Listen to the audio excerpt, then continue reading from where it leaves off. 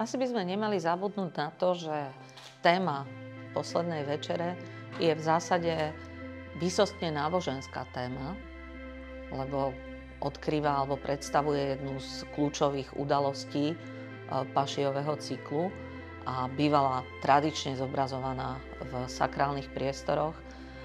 Čo myslíš, prečo je to práve Leonardova posledná večera, ktorá dodnes vzbudzuje záujem a ktorá tak zarezonovala v dejinách umenia?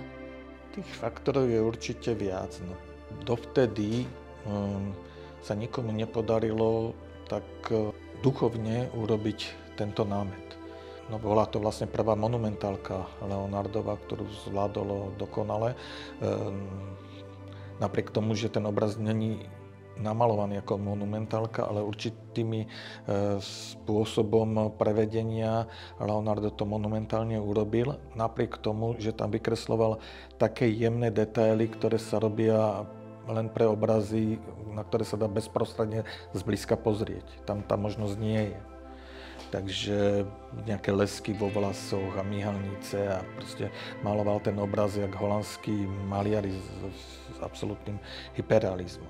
Ale myslím si, že tá duchovná vec, ktorú do toho vložil súčasne, tá perspektíva, farebnosť a tá pokojná miestnosť, ktorá tam je, vlastne ničím nenarušená, len možno tými 3 oknami, ktorými človek vidí ako keby do budúcnosti. Tá krajina, ktorá aj predstavuje život po živote.